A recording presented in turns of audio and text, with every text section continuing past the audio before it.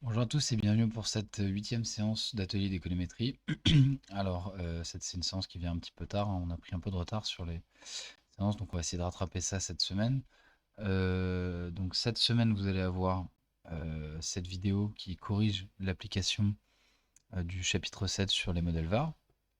Et on va également s'intéresser au modèle de cointégration.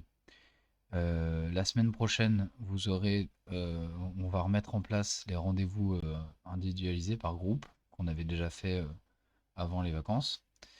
Et, euh, et vous aurez également du coup la vidéo sur le web scrapping qui sera faite donc par mon collègue Charles Tuff. Et après, on aura une dernière séance de cours qui portera sur la cross-validation, qui est quelque chose qui est plutôt utilisé aujourd'hui plutôt dans la méthodologie d'apprentissage statistique, donc c'est-à-dire machine learning, mais qui en réalité s'applique à toutes les méthodes qu'on utilise aussi en économétrie plus classique. Et donc on a trouvé que c'était quelque chose qui était relativement important de vous montrer ici. Et on finira du coup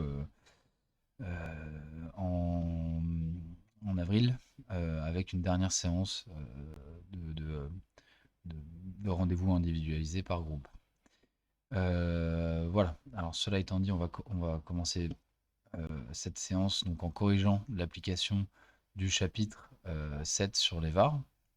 Et donc ici, je vous avais mis un petit texte pour remettre un peu en contexte. L'idée étant qu'à chaque fois, on essaye de se rappeler de l'objectif économique au-delà de l'objectif des applications économétriques. Ici, ce qu'on va chercher à faire, c'est s'intéresser à une relation qui est plus ou moins mise en évidence dans la littérature. Donc, comme je vous le disais, hein, il y a des débats dans la littérature souvent sur à peu près tous les sujets. Et là, c'est le cas également. Mais disons que l'idée est que dans un certain nombre de papiers, il est mis en évidence que les indices dits verts, les indices boursiers verts, c'est-à-dire les indices qui sont basés sur le cours des actions des entreprises qui sont plus ou moins investies dans la transition énergétique, etc. Ces indices verts sont en relation avec les indices boursiers plus classiques, donc SP500 par exemple, Dow Jones Industriel, etc. Mais que cette relation est asymétrique, c'est-à-dire que les indices plus classiques ont un impact plus fort sur les indices verts que l'inverse. Ok, donc c'est à ça qu'on va essayer de s'intéresser. Et donc, pour s'y intéresser, on va avoir recours à un modèle VAR. Donc ici, on vous proposait de scraper. Donc scraper, ça veut dire aller chercher sur Internet via le code, en gros, des données. Ici, on vous proposait de nous intéresser à un indice qui s'appelle GGBE, donc Global Green Bond ETF, et de mettre en relation cet indice avec un indice boursier plus classique qui sera le SP500. Dans un premier temps, on vous disait d'importer les données. Donc là, il suffisait de copier-coller ces codes-là et de les faire tourner. Et normalement, vous deviez avoir ces petits graphiques qui apparaissaient bah, des deux indices qui nous intéressent. Donc ici, très rapidement, qu'est-ce qu'on a dans ces cellules de code si jamais vous les réutilisez? On a le nom de l'indice dont on cherche à extraire les données. On a euh, comment, un début et une fin de période. Donc période 1, c'est le début. Période 2, c'est la fin de la période qui nous intéresse. L'intervalle ici, c'est la fréquence à laquelle on souhaite récupérer les données. Donc 1D, c'est pour one day, donc ça veut dire qu'on va récupérer des données au jour le jour. On peut récupérer des données de manière intraday, de manière weekly, donc là ça va être 1W. Pour les mois, ça va être 1MT, je crois, one month, ça va être quelque chose comme ça. Vous pouvez récupérer à l'année, etc. Donc là, en données journalières, de 2018 à 2021, ça nous fait quand même un certain nombre d'observations. Donc, bon, théoriquement, si on a une relation entre ces deux indices, on devrait réussir plus ou moins à la capter. Donc là, on a un bout d'URL qui va prendre en compte dans cette URL justement le symbole qui est donc en gros l'acronyme associé à l'indice que l'on cherche dont on cherche à extraire les données, le début et la fin de période et la fréquence à laquelle on souhaite récupérer les données. Donc là, ça permet de joindre les deux chaînes de caractères voilà, qui vont permettre d'aller chercher sur Internet auprès de cette URL les données. C'est des données qui sont issues de Yahoo Finance. Là, juste pour vous donner une idée, si je regarde sur Yahoo Finance, c'est cet indice-là. Donc j'arrive sur la page, et donc nous, ce qu'on va chercher à extraire, c'est voilà, c'est en gros sur mettons les 5 dernières années. Voilà, ça va de 2018 à 2021. On va chercher à extraire cette courbe pour pouvoir l'étudier. Et donc, pour ça, il y a ce qu'on appelle une API qui permet d'aller extraire les données de manière simple et légale sur le site de Yahoo Finance. Ok, donc par exemple, si j'avais voulu les données du Dow Jones, il aurait fallu que j'aille mettre comme symbole chapeau DGI à la place de BGRN ici. Ok. Alors, voilà, bon après, de toute façon, Charles Teuf vous expliquera ça bien mieux que moi, puisqu'il va vous faire une séance sur le scrapping. Et il vous détaillera un petit peu toutes les fonctions qu'on utilise ici. Vous avez vu, il y a un certain nombre de packages aussi un petit peu spéciaux pour aller faire du web scrapping. Donc ici, on télécharge, enfin on scrapait les données de l'indice boursier vert. C'est un indice, attention, c'est un indice qui est global, hein. Et dans cette cellule, on allait chercher les données du SP500. Donc là, le symbole associé, c'est chapeau GSPC. Ok, et donc une fois qu'on a ces données, on va pouvoir travailler dessus. Donc la première question qu'on vous demandait, c'était de passer les séries en différence logarithmique. Là, en effet, on va s'intéresser au rendement des séries, donc le taux de croissance des séries en niveau. Ok, donc là, j'ai récupéré les packages qui m'intéressent, j'ai copié-collé les cellules qui m'intéressent pour télécharger les données. Et le premier truc que je fais, c'est que je vais renommer mes séries pour obtenir euh, les séries en rendement. Et donc là, il suffisait d'appliquer la fonction de Panda qui permet d'appliquer un taux de change. Je spécifie dropNA à la fin parce que dans un taux de change, comme on a besoin de xt plus 1 et xt pour calculer un taux de change entre deux périodes, la première période de mon échantillon, bah, du coup, je ne peux pas en connaître le taux de croissance, donc je veux m'en débarrasser. Pour ça, donc j'applique drop NA. Et donc quand je fais le graphique de cette série, on se rend compte que là, on a quelque chose qui est assez caractéristique des rendements. C'est-à-dire quelque chose d'assez volatile avec, voilà, surtout pour le SP500, on a des clusters qui sont assez bien identifiés. Donc ici et là particulièrement, donc là on imagine que ça doit être la crise au moment du Covid, de la Covid. Voilà. Et donc ce qu'on va chercher à voir, c'est ouais, on va chercher à savoir si ces rendements sont liés l'un à l'autre et si c'est le cas, dans quelle mesure ils s'entre-impactent l'un l'autre. D'où l'utilisation du modèle VAR. Alors, un autre intérêt ici de s'intéresser au rendement, c'est du coup de s'intéresser à des variables qui sont stationnaires.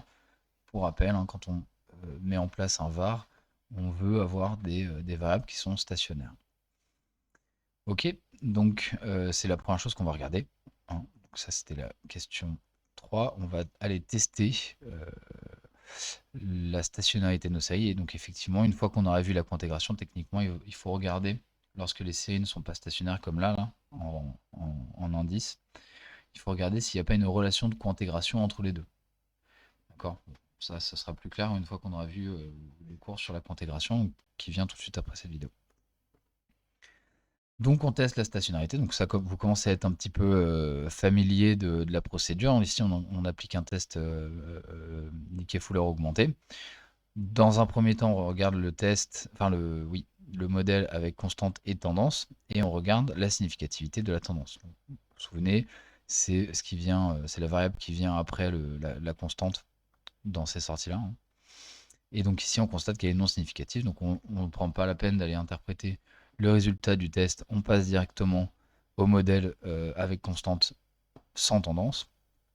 On constate ici que la constante n'est pas significative, et donc on va interpréter directement les résultats du test ADF pour le modèle sans constante ni tendance, et on peut constater ici que la série est stationnaire au seuil critique de 1%. Et donc la série de rendement de l'indice vert est I0. Donc elle est intégrée à l'ordre 0. Stationnaire, quoi. On fait la même chose pour la série, enfin, la série de rendement du SP500.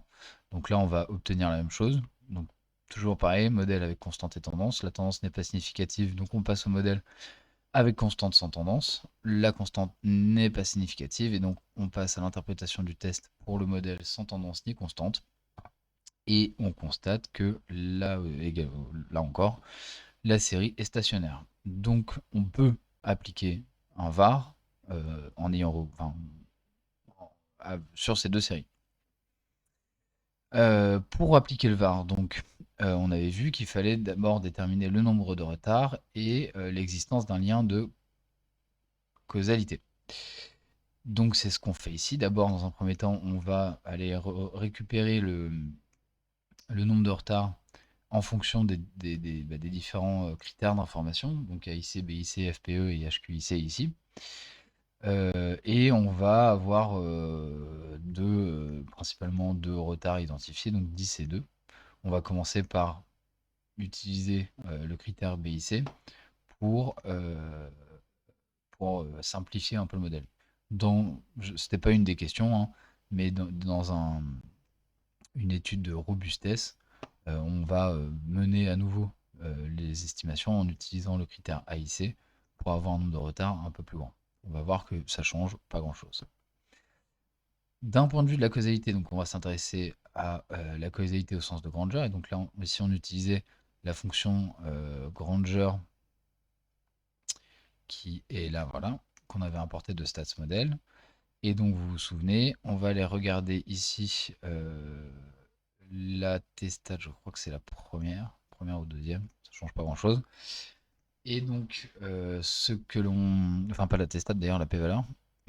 Ce qu'on peut dire ici sur la causalité de l'indice vert vers le SP500, c'est que y a un lien de causalité qui est significatif à peu près 5% à partir du deuxième retard.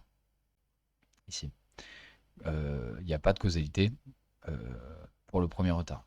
Par ailleurs, alors normalement ça se dit pas trop, mais la causalité est relative, enfin la significativité de la causalité est faible. Ok, alors que vous allez voir pourquoi je dis ça, parce que quand on regarde en fait la causalité du SP500 vers l'indice vert, on constate que là, le lien de causalité devient significatif à partir du deuxième retard aussi, mais il est fortement significatif pour des retards supérieurs à 2. D'accord? Donc ça va venir plutôt nous conforter dans l'idée d'avoir recours à un VAR, puisque les deux variables ont un impact l'une sur l'autre, mais aussi dans la mesure où la théorie, comme je vous le disais tout à l'heure, nous dit que c'est plus les indices classiques qui causent les indices verts que l'inverse. Et donc ça, c'est plus ou moins confirmé par le test de causalité. Et donc on va chercher à aller plus loin, à confirmer d'autant plus ce résultat en estimant le VAR et en nous intéressant aux résultats issus de ces estimations. Donc on estime le VAR, donc là ça change pas beaucoup d'habitude, ce qu'on a vu un certain nombre de fois avec les MCO, etc. Donc ici je définis la matrice de mes variables. Donc, si ce n'est qu'ici j'ai pas vraiment de variables explicatives et expliquées, hein. Vous vous souvenez, chacune des variables est à la fois explicative et expliquée dans un modèle VAR. Je vais le retrouver, hein. Voilà. Chacun des x, xi est expliqué et est explicatif des autres x. Okay. Donc on définit juste une matrice avec nos variables. Je les ai ordonnées selon ce que nous dit la théorie économique, mais également les tests de causalité, c'est-à-dire que je vais de la plus exogène vers la moins exogène, la plus endogène, c'est-à-dire ici du SP500 vers l'indice vert. Je définis mon modèle que j'estime ensuite. Ici, pour simplifier un petit peu l'analyse, je me base sur le critère BIC qui me donne un nombre de retards, qui me donne le nombre de retards le plus faible. Et dans un test de robustesse, j'irai regarder ce que donne mon modèle lorsque je lui donne un nombre de retards supérieur à celui qui est donné par BIC. Donc là, on est dans un tableau classique de VAR, enfin de résultat de VAR, c'est-à-dire que c'est compliqué d'interpréter les coefficients en tant que tels, puisque il y a plein d'interactions. Déjà, il y a beaucoup de coefficients, et ensuite, il y a plein d'interactions. Donc nous, ce qui va nous intéresser, c'est la structure des résidus et les IRF. Donc on regarde d'abord les résidus s'ils sont corrélés entre eux. Bon, là, on voit qu'on a une corrélation qui est très faible. Pourquoi on fait ça? C'est pour savoir s'il faut orthogonaliser les résidus avant de mener les analyses de fonctions de réponse impulsionnelle. Ici, comme ils ne sont pas corrélés entre eux, on va pouvoir passer directement à l'analyse des IRF. Et là, ce qu'on constate, c'est que quoi? C'est que voilà, X1, donc le SP500, a un impact significatif sur l'indice vert à partir de donc, la première période. Okay. Mais cet impact va très vite se dissiper, avec un intervalle de confiance qui est quand même assez important hein, autour de ce point-là d'impact. La structure d'autocorrélation de chacune des séries se résorbe vite. Okay. Qu'est-ce qu'on peut dire d'autre?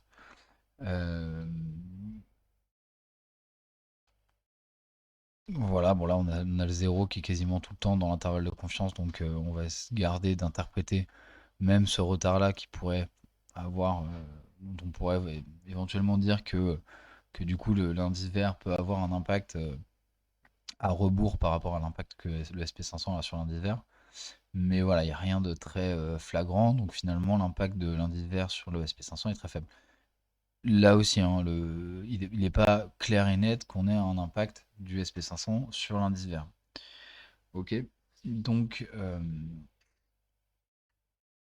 voilà, après, alors juste pour voir si l'orthogonalisation changeait quelque chose, j'ai spécifié ici en menant les IRF, orthogonalisation égale vrai.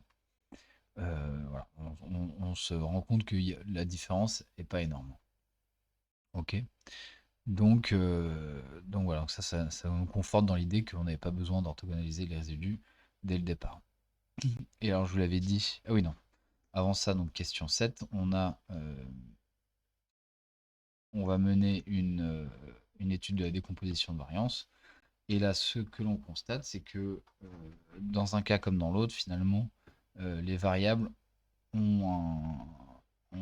prennent que très faiblement part à la décomposition, enfin, à la variance de chacune des variables. Ce qui veut dire finalement que la relation d'interdépendance entre les séries est relativement faible.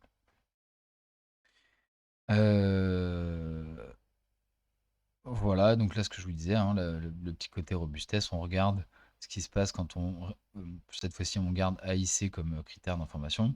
Donc là, ce qu'on constate, hein, c'est que les résultats sont encore moins interprétables que tout à l'heure, hein, puisque là, on a au moins 20 paramètres potentiellement interprétables. Et quand on regarde les IRF, finalement, on a quelque chose de relativement similaire.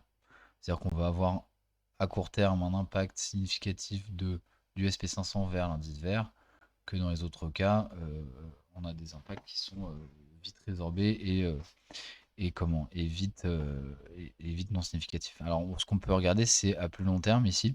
Quand on a un nombre de retards qui est relativement important, là on a 10 retards, on peut aller regarder des IRF avec un peu plus de période. Mais voilà, on voit le côté oscillatoire, mais ça c'est lié au fait qu'on est quasiment sur des marches aléatoires, hein, donc quelque chose de très volatile. Et donc ça, c'est ce qui va causer ces phénomènes d'oscillation. Mais on voit bien les IRF qui convergent finalement, le choc est absorbé par le système à mesure que le temps passe. Voilà, donc on pourrait regarder la composition de variance de l'erreur. on a quelque chose qui est relativement proche de ce qu'on avait obtenu lorsque l'on retenait de retard avec le critère BIC. En termes d'interprétation maintenant, donc maintenant qu'on a les résultats de notre modèle, l'idée c'est de pouvoir dire est-ce que du coup la littérature a raison ou pas de dire que on a un lien d'interdépendance entre les indices classiques et les indices verts, et ce lien est asymétrique, il est plus fort depuis les indices classiques vers les indices verts que l'inverse. Alors oui et non. Disons que là, les résultats sont assez peu significatifs et donc il est compliqué de pouvoir dire qu'il y a une réelle relation d'interdépendance entre ces deux types d'indices. Cela étant, s'il y en a un, effectivement, nous on montre que bah, il y a plutôt une influence du SP500 vers l'indice vert que l'inverse. Alors à quoi maintenant faut savoir pourquoi aussi nos résultats diffèrent de la littérature et ce qu'on propose ici comme interprétation, comme explication, c'est que bah, l'indice vert qu'on a retenu est un indice vert global, alors que le SP500 ne s'intéresse, enfin, est focalisé sur les entreprises américaines. Donc il est probable que, en se focalisant sur un indice vert basé sur les entreprises américaines, on ait probablement des relations d'interdépendance plus fortes. D'accord. Donc là, il y a des facteurs exogènes qui vont influencer les variations des deux indices que l'on a considérés, qui vont être différents. Ces facteurs exogènes vont être différents. Euh, voilà ce qu'on pouvait dire un petit peu là-dessus. Je suis allé assez vite, mais finalement, c'est jamais que de l'application de ce qu'on a fait, de ce qu'on a fait en cours. Donc, prenez le temps de comprendre quelles sont les étapes. Il y a deux, trois trucs qui sont quand même assez importants. Comprendre pourquoi les variables doivent être stationnaires, etc. Quel test on mène de spécification et pourquoi on les mène. Pour ceux qui veulent faire du VAR, faut avoir compris un peu toutes ces étapes. Sinon, après, c'est toujours un peu la même chose. On va regarder la stationnarité des séries. Si elles ne le sont pas, on va regarder s'il n'y a pas une relation de cointégration. S'il n'y a pas de relation de cointégration, on intègre, c'est-à-dire on stationnarise les séries.